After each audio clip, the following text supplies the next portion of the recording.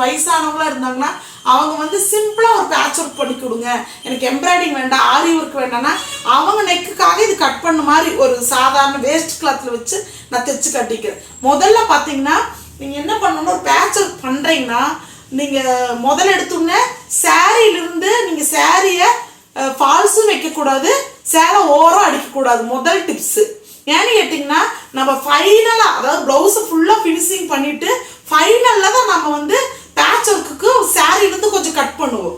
அப்போது நம்ம அந்த ரெண்டு வேலையுமே அந்த சாரியில் செய்யக்கூடாது. சாரியை ஓரம் அடிக்காமல் ஃபால்ஸ் வைக்காமல் தனியாக எடுத்து வச்சுக்கணும். ப்ளவுஸ் எல்லாம் முடிச்சு ஃபினிஷிங் ஆகி எல்லாம் கரெக்டாக வந்துருச்சு, ஊக்கும் வச்சுட்டோம் அப்படின்னா தான் சாரி எடுக்கணும், ஓரம் அடிக்கணும், ஃபால்ஸ் வைக்கணும். ஓகேங்களா? எப்பவுமே பேட்ச் ஒர்க்னா சாரியிலேருந்து தான் கட் பண்ணுவோம். ஒரு விஷயம் சொல்லிட்டேன்னா, இன்னொன்று பார்த்தீங்கன்னா எல்லாமே தைச்சு வச்சிடணும். அதாவது ப்ளவுஸ் ஃப்ரண்ட்டு பேக்கு கை எல்லாம் தைச்சு வச்சிடணும். தைச்சு தனித்தனியாக எடுத்து வச்சுட்டு பேக்கை ஃபினிஷிங் பண்ணி வச்சிடணும். அதாவது இந்த மாதிரி நீங்கள் ஃபினிஷிங் பண்ணி பேக்கை ஃபினிஷிங் பண்ணி ஃபுல்லாக எடுத்து கீழே டாட்டு கீழே எல்லாம் எக்ஸ்ட்ரா அடி எல்லாம் அடித்து வச்சிடணும். அடித்து வச்சதுக்கு அப்புறமா இதை ஃபோல்டு பண்ணி வச்சுக்கணும், மடித்து வச்சுக்கணும். நம்மளோட கழுத்தோட வடிவத்தை மடித்து வச்சுக்கணும். ஓகேங்களா? இது ஒரு விஷயம். அப்புறம் ரெண்டாவது பார்த்தீங்கன்னா இந்த மாதிரி ஒரு கேன்வாஸ், பேப்பர் கேன்வாஸ் இருக்கிறதுலே கம்மி ரேட்டுமா பேப்பர் கேன்வாஸு, இந்த மாதிரி ஃபோல்டு. இப்போ நான் மேக்ஸிமம் எல்லா கேன்வாஸும் இந்த மாதிரி கட் பண்ணி வச்சுட்டோமா, ஏன்னா எனக்கு சுடிதாருக்கு தான் நிறைய கேன்வாஸ் யூஸ் பண்ணுவேன். அப்புறம் வித்து எம்ப்ராய்டிங்க்கு யூஸ் பண்ணுவேன். ஆரிக்கு கேன்வாஸ் வராது. எம்ப்ராய்டிங் மிஷினில் போடும்போது இதை நல்ல துணி கூட அடியில் வச்சு எம்ப்ராய்டிங் போடுவேன். அப்போ எனக்கு நெக்கோட பேட்டர்ன் அளவு தான் வேணும்ட்டு எல்லா கேன்வாஸையும் இந்த அளவில் கட் பண்ணி நிறைய வச்சுருப்பேன். ஓகேங்களா? அதனால நான் இந்த பிட்டவே எடுத்துக்கிறேன். இப்போ எனக்கு இது நீல வாக்கில் இருக்கணும். அதாவது இந்த ப்ளவுஸோட உயரத்துக்கு கேன்வாஸ் வேணும். இந்த ப்ளவுஸோட உயரத்துக்கு கேன்வாஸ் எடுத்துக்கணும். அந்த கேன்வாஸ் வந்து இந்த ஷோல்டரோட பட்டைக்கு இருக்கணும். இந்த ஷோல்டரோட பட்டைக்கு கேன்வாஸ் இருக்கிற மாதிரி வச்சுக்கோங்க. நான் உங்களுக்கு சொல்கிறேன். இப்போ பாருங்கள், இப்போ இந்த கேன்வாஸை ரெண்டாக மடிச்சுக்கணுமா. ரெண்டாக மடிச்சுட்டு இந்த கேன்வாஸ்லேயே பார்த்தீங்கன்னா ஒரு பக்கம் லைட்டாக மினுமினு சைனிங்காக இருக்கும், ஒரு பக்கம் மேட் டைப்பில் இருக்கும். இந்த சைனிங்காக மினுமினு இருக்கிற இடம் பார்த்தீங்கன்னா உங்களுக்கு வந்து அதில் கம் இருக்குதுன்னு அர்த்தம். அயனிங் போட்டிங்கன்னா அது வந்து நல்ல துணி கூட ஒட்டிட்டு நகராது. ஓகேங்களா?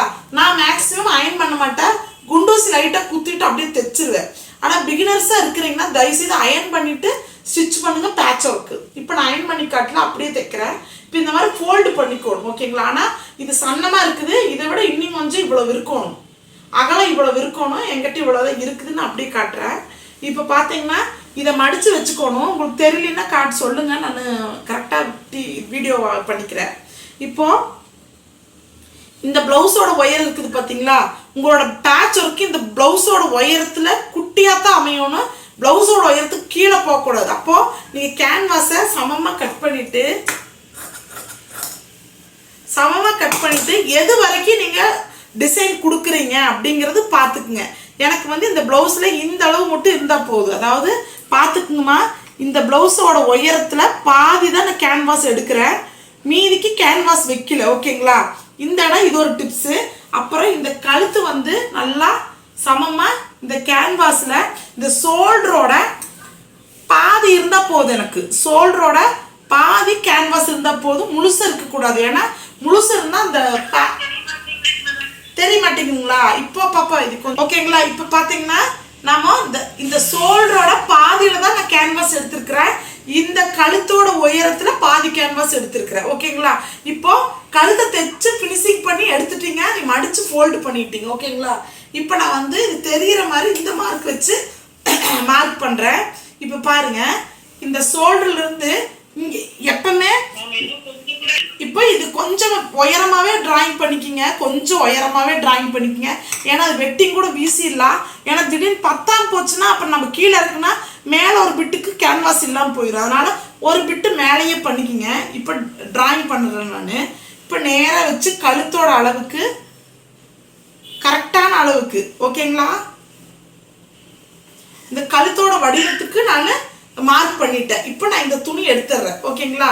இப்போ எனக்கு இதுதான் அளவு. ஓகேங்களா? இதுதான் ஈஸி மெத்தடு.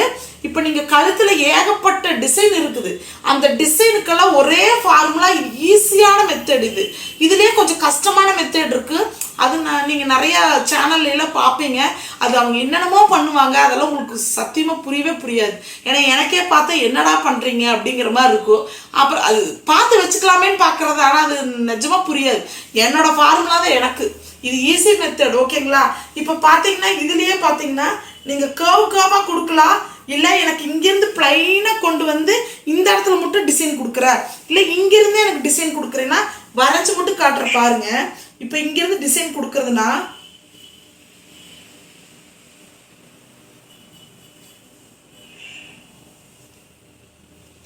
இந்த கேன்வாஸை ரெண்டாக மடிச்சிருக்கிறங்காட்டி விரிச்சா ரெண்டுத்துக்குமே வரும்.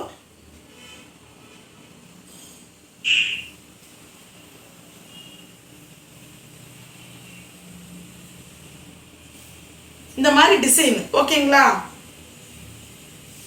இந்த மாதிரி டிசைனு கொடுத்துடணும். இதில் வந்து ஒரு சிலர் வந்து எனக்கு லேஸெல்லாம் வேண்டாம், பைப்பிங் கொடுக்கணும்னா பைப்பிங் கொடுக்குற மெத்தடு வேறு மெத்தடு. நான் இப்போ லேஸ் கொடுக்குற மெத்தடு மட்டும் காட்டுறேன். இது லேஸ் சில்வர் தான் கொடுக்கணும், என்கிட்ட சில்வரில் இப்போ பீஸ் இல்லை, அதனால் இந்த மாதிரி லேஸு நான் இப்போ கொடுத்து காட்டுறேன். இன்னொன்று பார்த்தீங்கன்னா லேஸ் வாங்குறதுலேயும் வித்தியாசம் இருக்குதுமா. இந்த மாதிரி லேஸ் வாங்கினது இது ஃப்ளெக்சிபிள். ஓகேங்களா? இந்த மாதிரி லேஸ் எல்லாம் ஃப்ளெக்சிபிள்னா எப்படி வேணால் திருப்பலாம். ஆனால் இதுலேயே ஸ்ட்ரெயிட்டான லேஸ் எல்லாம் இருக்கும். அது வந்து நீங்கள் பேட்ச் ஒர்க்குலாம் நீங்கள் போகணுன்னு என்ன பண்ணிடுவீங்க, ஒரு கடையில் அழகாக இருக்கிறது எதுன்னு தான் முதல்ல பார்க்க தோணும். அது வந்து ஃப்ளெக்சிபிளா இல்லை நேராக இருக்கிறதான்னு தெரியாது. ஒரே செகண்ட் இருந்தால் சொல்லிடுறேன். இப்போ இந்த லேஸ் பார்த்தீங்கன்னா ஸ்ட்ரெயிட் லேஸு. இந்த லேஸு ஃப்ளெக்சிபிள் கிடையவே கிடையாது, ஆனால் இது அழகாக இருக்குது பார்க்கறதுக்கு. ஓகேங்களா? இதை வந்து நீங்கள் என்ன பண்ணணும், கைக்கு வைக்கலாம், பாக்கழுத்துக்கு வைக்கலாம். இது மட்டும்தான் பண்ண முடியும். இது இந்த லேஸ்னால வேற ஒன்றுமே பண்ண முடியாது. ஏன்னா நீங்கள் எந்த பக்கமும் இது திருப்ப முடியாது. திருப்பினா எந்த பக்கம் திரும்பாது, நேராக தான் இருக்கும். இது திருப்பவே முடியாது. ஆனால் இந்த லேஸ் பாருங்க, நாம் எந்த வடிவத்தில் திருப்பினாலும் திருப்பிக்கலாம். ரவுண்ட் அடிக்கலாம், யூ அடிக்கலாம், கர்வ் அடிக்கலாம், எல்லாத்துக்குமே அடிக்க முடியும். இதுதான் லேஸில் வந்து பார்க்க வேண்டியது. நீங்கள் போனோம்னா அழகாக இருக்குது, எது அழகாக இருக்குன்னு டக்குன்னு பார்த்து எடுத்துகிட்டு வந்துடுவீங்க. இங்கே வந்தால் டெய்லரும் திட்டுவாங்க, இது என்னம்மா இது வாங்கிட்டு வந்துருக்குற, என்னால் தைக்க முடியாதுமா. உங்களாலேயே அதை அடிக்க முடியாது. அதனால் தயவுசெய்து லேஸை ஃப்ளெக்சிபிள், ஆனால் கடைக்காரங்கிட்ட தயவுசெய்து கேட்டுறாதீங்க. ஏன்னா இப்போ இருக்கிற ஃபேன்சி ஸ்டோர் இருக்கிறவங்களாகட்டும், துணி கட்டிங் இருக்கிறவங்களாகட்டும், அவங்க தான் என்னமோ டெய்லரிங் படித்து வந்த மாதிரி 60 பாயிண்ட் உங்களுக்கு போதும், கரெக்டாக இருக்குங்க அப்படின்னு வெட்டி கொடுத்துருவாங்க. இங்கே வந்து அந்த அம்மாவுக்கு அந்த 60 பாயிண்ட் பொருத்தமே இருக்காது, பைத்தியமே பிடிச்சிருக்கு. ஏன் இப்படி பண்ணுறாங்கன்னா, அந்த கடையில் சொன்னாங்க துணி கட் பண்ணுறவங்களும் டெய்லரும் ஒன்றாயிர முடியாது. அதே மாதிரி ஃபேன்சி ஸ்டோரில் லேஸ் விற்கிறவங்களும் டெய்லரும் ஒன்றாக முடியாது. ஏங்க்கா சூப்பராக வைக்கலாம்க்கா, எடுத்துகிட்டு போங்கக்கா, சூப்பராக வைக்கலாங்க்கான்ருவாங்க. அது நம்மகிட்ட கொண்டு வந்தால் நம்ம வைக்க முடியாது. அதனால் அவங்களோட பொருள் ஃபஸ்ட்டு விற்கணும், அவ்வளோதான் அவங்களோட குறிக்கோள். ஓகேங்களா? நீங்கள் தான் கொஞ்சம் சூதானமாக இருந்துக்கணும். இந்த கர்வ் மட்டும் வெட்டி எடுத்துக்கங்க.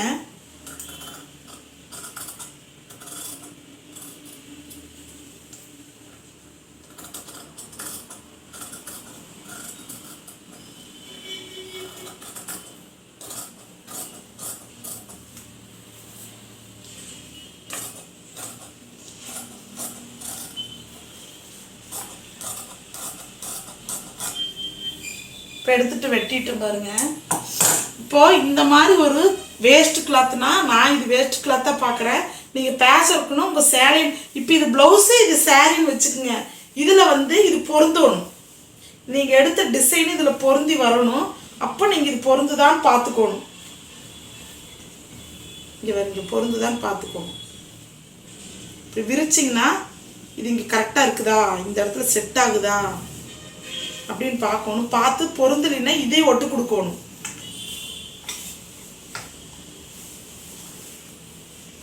செட் ஆகல அப்போ நான் என்ன பண்றேன், இந்த பீஸை ஜாயின் பண்ணிடுறேன். ஜாயின் பண்ணிட்டு அடிக்க போறேன். ஒட்டு வருதுன்னு மட்டும் பார்த்துக்குங்க. எத்தனை விஷயத்துல ஒட்டு போட்டு தான் தைச்சாதான் ஒரு டிசைன் உருவாகுமா. சும்மா நம்ம எல்லாத்தையுமே தைச்சிட முடியாது.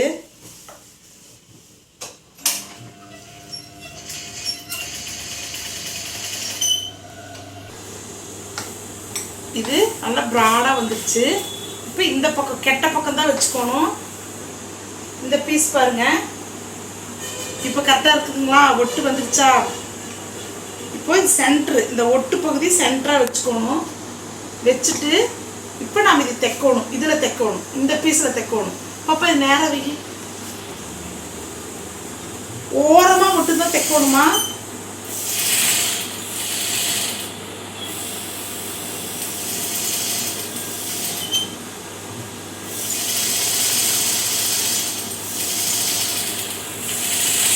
ரொம்ப ரொம்ப எட்ஜில் தைக்கணும்.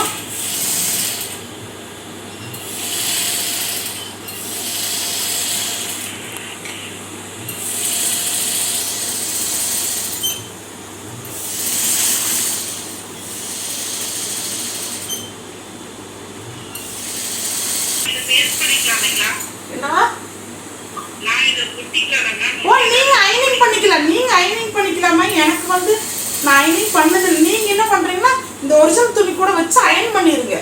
நல்ல பக்கம் ஆப்போசிட்டில் இருக்கணும், கெட்ட பக்கத்தில் தான் வச்சு அயன் பண்ணணும்.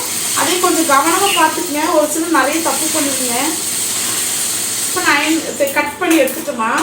இப்போ இந்த பீஸை ஃபுல்லாக நான் கட் பண்ணி எடுக்க போகிறேன்.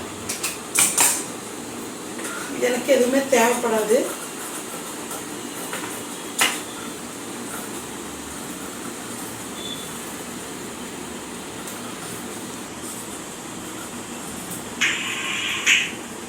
இந்த பேட்ச் ஒர்க் மட்டும் யூடியூப்ல வருமா பார்த்துக்குங்க. இது மட்டும் பாப்பா எடுத்துருக்குறா. இது உங்களுக்கு யூடியூப்ல வரும், மறந்தாலுமே நீங்க பார்த்துக்கிற மாதிரி வரும்.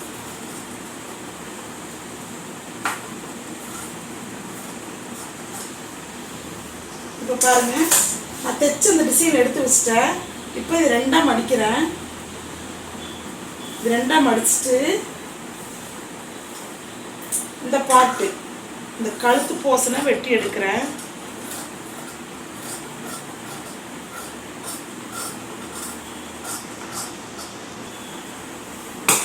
எடுத்துட்டு இந்த கழுத்து போசனை தைச்சு எடுத்துக்கிறேன் நான்.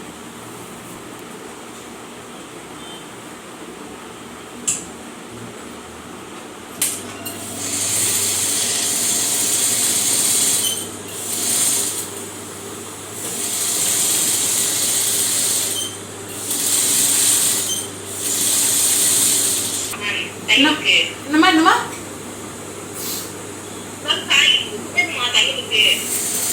புரியலம்மா, நீங்க தெளிவா கேளுங்கம்மா.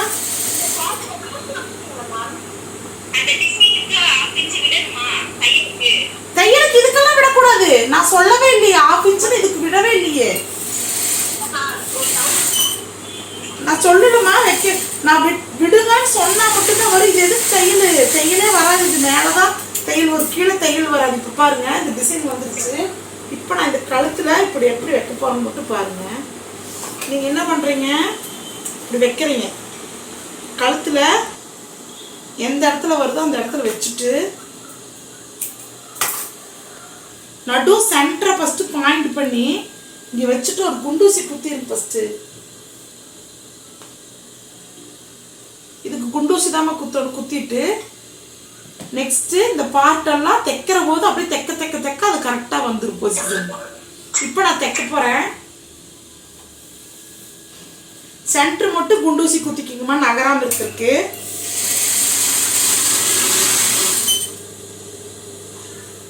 பண்ணிடணும்.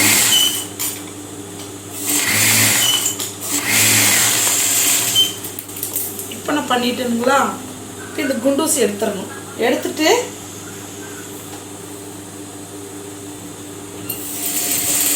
இந்த கர்வை கரெக்டாக அடித்து முடிச்சிடணும்.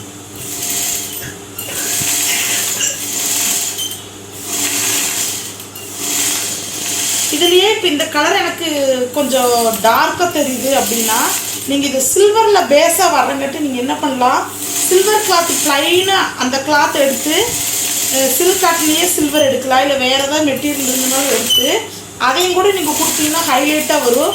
அங்கங்கே ஏதாவது ஒரு பட்டனோ பீட்ஸோ ஏதாவது கொடுத்து ஸ்டோனோ ஏதாவது ஒட்ட வச்சிங்கன்னா இது வந்து வேறு லெவல் இருக்கும். நீங்கள் வெளியிலலாம் போய் ஏகப்பட்ட காசு செலவு பண்ணி நீங்கள் பேட்ச் ஒர்க்கெல்லாம் வைக்க வேண்டாம். நீங்களே தைச்சிக்கிறது ரொம்ப ரொம்ப ஈஸியான சிம்பிளான. இதில் இந்த டிசைன் தான்ங்கிறதுல என்ன டிசைன் வேணால் நீங்கள் பேட்ச் ஒர்க் போடலாம். ஆனால் இதுதான் மெத்தடு. இப்போ பாருங்கள், நான் பேட்ச் ஒர்க் தைச்சாச்சு. இப்போ இதில் பாருங்கள் டிசைன் எப்படி கொடுக்குறேன்னு பாருங்கள். நீங்கள் என்ன கலரில் லேஸ் வைக்கிறீங்களோ அந்த கலர் தான் நூல் போடணும். ஓகேங்களா? இப்போ இந்த லேஸ் வந்து சில்வர் வித் கோல்டு மாதிரி இருக்குது. நான் இப்போ உங்களுக்கு காட்டுறக்கோசரம் இது எனக்கு இது தேவையில்லை, இந்த ப்ளவுஸ் வேஸ்ட்டு தான். அதனால் இதே நூலில் போடுறோம். ஆனால் நீங்கள் என்ன பண்ணணும், காப்பர்னா சிவப்பு கலர் நூல் போடணும், சில்வர்னா ஒயிட் கலர் நூல் போடணும், கோல்டுனா கோல்டு கலர் நூல் தான் போடணும். ஏன்னா லேஸ் வந்து தைச்சிருக்கிறதே தெரியக்கூடாது நம்ம. ஓகேங்களா? நான் இப்போது இதுலேயே டைம் வேஸ்ட் ஆகிட்டு இருக்கும் நூலை அடிச்சுட்டு கோர்த்துட்ருக்கறதுக்கு. இந்த பிசுறலே இந்த மாதிரி வரும், கட் பண்ணி விட்டுக்குங்க. கட் பண்ணிவிட்டு இந்த பக்கம் சைடில் அப்படியே கொடுத்துடணும். நான் இந்த கர்வ் மட்டும் உங்களுக்கு அடித்து காட்டுறேன் நான். ஏன்னா அதுதான் உங்களுக்கு கொஞ்சம் எப்படி அடிக்கிறாங்கன்னு தெரிஞ்சுக்கணுமில்ல, அது மட்டும் அடித்து காட்டுறேன். சென்டரில் கொடுத்துட்டு இந்த நான் சொன்ன பார்த்தீங்களா இந்த இந்த லேஸ் ஃப்ளெக்சிபிள்னு, அது எப்படின்னு காட்டுறேன் பாருங்கள். இப்படி கொடுத்துட்டு இந்த ஷார்ப்னஸ் வரபோது நீங்கள் இப்படி கொண்டு வந்து லைட்டாக இந்த இந்த லேஸை வந்து கொஞ்சம் இப்படி லைட்டாக பெண்டு பண்ணி இழுத்திங்கன்னா அதை ஷார்ப்னஸ் கொடுத்துருது. மற்ற லேஸ்லாம் நீங்கள் அப்படி கொடுக்க முடியாது. இந்த மாதிரி லேஸில் மட்டும்தான் இந்த ஷார்ப்னஸ் கொடுக்க முடியும். இதுவே நீங்கள் சில்வரில் வச்சிங்கன்னா ரொம்ப ரொம்ப ஹைலைட்டாக சூப்பராக தெரியும். இதில் ஒரு நாட் வச்சு அந்த நாட்டுக்கும் இந்த லேஸை வச்சு நீங்கள் சூப்பராக அடிக்கலாம்.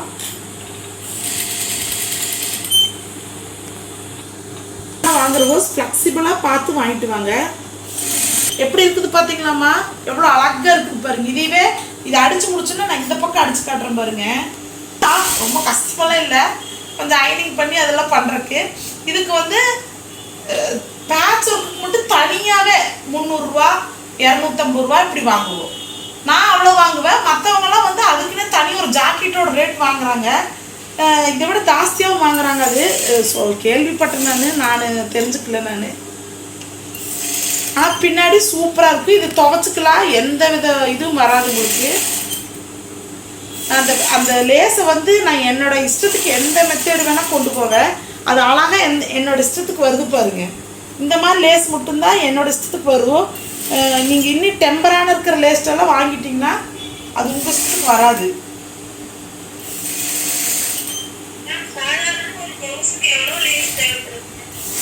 2 மீட்டர் வாங்கிக்கோங்கம்மா, 2-2.5 மீட்டர் வாங்கிக்கோங்க.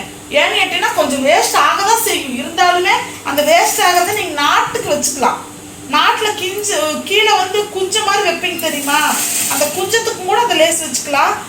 2 மீட்டர். இன்னொன்று வந்து இது வந்து கரெக்டாக சொல்ல முடியாது. ஏன்னா நீங்கள் கொஞ்சம் ஹெவி டிசைன் பண்ணுறீங்க, கைக்கு கொஞ்சம் ஹெவியாக கொடுக்குற போது 2.5 மீட்டர் பத்தாது, ஒரு 3 மீட்டரே வரும். அதனால் நீங்கள் எப்பவுமே என்ன டிசைன் பண்ண போகிறீங்க, எப்படி எந்த மெத்தட்லாம் நீங்கள் லேஸ் கொடுக்க போகிறீங்கன்னு மைண்டில் வச்சுட்டு நீங்களே ஒரு கால்குலேட் பண்ணி ஒரு கெஸ்ஸில் போய் வாங்குங்க. சரிங்களா?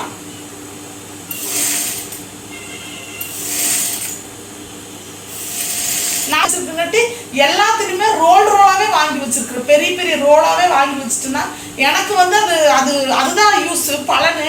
இன்னொன்று ரேட்டு வந்து நீங்கள் ஒன்று போய் வாங்கினீங்கன்னா 1 மீட்டர் வந்து 40 ரூபான்னு சொல்லுவாங்க, 50 ரூபான்னு சொல்லுவாங்க. நான் அதை ஒரு பஞ்சாகவே ஒரு ரோலாகவே வாங்கி வச்சுக்கிட்டேன்னு வச்சுக்கோங்களேன், 60 ரூபா 70 ரூபா தான். உண்மையாலுமே சொல்கிறேன். நீங்கள் என்ன பண்ணுறீங்கன்னா நீங்கள் நிறைய பேட்ச் ஒர்க் போட போகிறேன், எங்கள் வீதியில் இருக்கிறவங்களாம் அது ரொம்ப விரும்புவாங்க, என்கிட்ட நிறைய துணி வருது அப்படின்னா சங்கடமே பார்க்காதீங்க.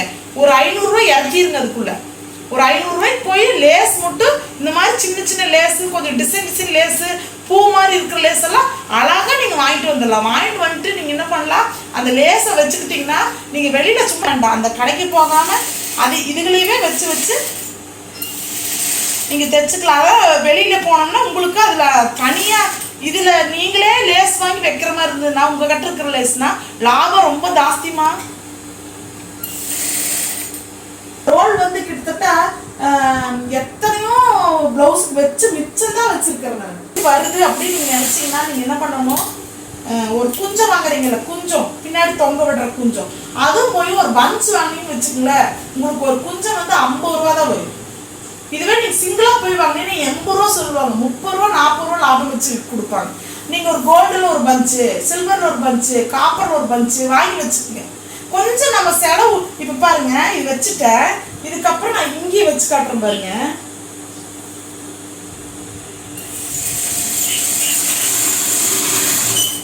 இப்போ இதையுமே ஃபுல்லாக போட்டு பண்ணி இதில் எந்த ரிஸ்க்காவது இருந்துச்சு அவங்களுக்கு, எந்த ரிஸ்க்குமே இருக்காது.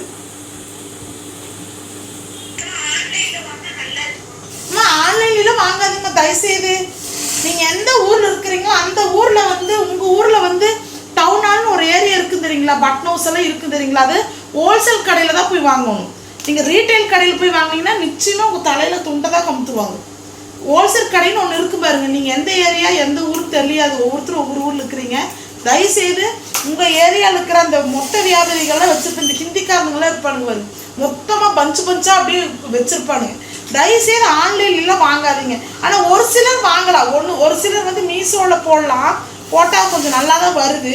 என்ன தெரியுங்களா, நான் மேலே போனால் தொட்டு பார்த்து குவாலிட்டி எக்ஸ்பிரி ஆனதா, அதாவது ரொம்ப நாள் ஆனதா இத்து போயிருக்குதான்னு பார்ப்போம். ஆனால் அது மாதிரி ஆர்டர் போட்டால் எப்படி எங்கேயுமே கிடைக்காது, ரேர் அப்படிங்கிறது. நீங்கள் வந்து ஆர்டர் போட்டு நீங்கள் தாராளமாக வாங்கலாமா, கிடைக்கக்கூடியது எதுக்கு நாம் அப்படி.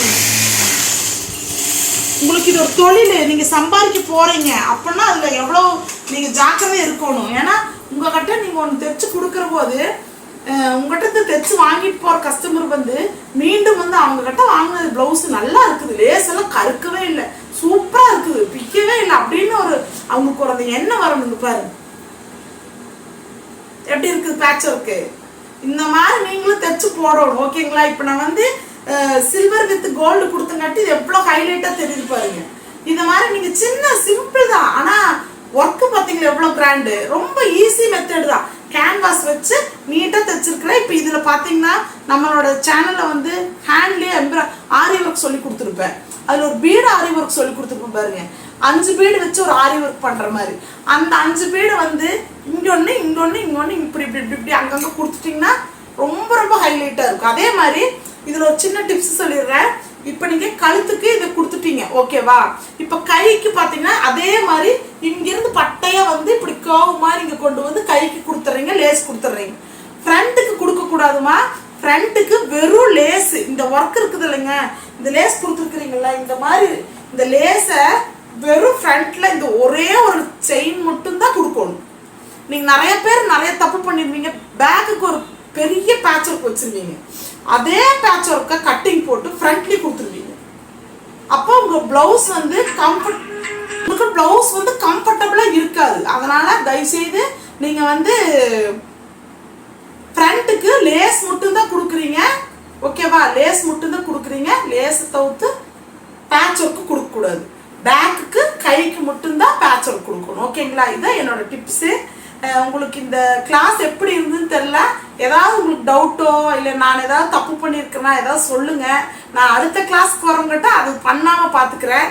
அதே மாதிரி இந்த பேட்ச் ஒர்க்கு நீங்களும் ட்ரை பண்ணுங்கள். ட்ரை பண்ணிவிட்டு எனக்கு ஃபோட்டோ எடுத்து அனுப்புங்க. நான் அதை பார்த்துட்டு தவறு கரெக்டுங்கிற சொல்கிறேன். ஏன்னா அப்போ தான் உங்களுக்கு வந்து ஏன்னு கேட்டிங்கன்னா இப்போ நீங்களாம் வீட்டில் உட்காந்து தைக்கிற போது நீங்கள் பண்ணுறது கரெக்டாக தப்பான்னு சொல்கிறக்கு ஒரு ஆள் கிடைக்காது. அப்போ நான் எங்கிட்ட நீங்கள் படிச்சிருக்கிறீங்கன்னா உங்களோட இந்த பண்ணுற விஷயத்தில் அது நல்லா இருக்குதா நல்லா இல்லையான்னு சொல்கிற உரிமை எனக்கு இருக்குது. அதனால் நீங்கள் எதாக இருந்தாலும் எங்கிட்ட நீங்கள் பண்ணி காட்டுங்க. அப்போ நான் அதுக்கு உண்மையான பதில் சொல்லுவேன்.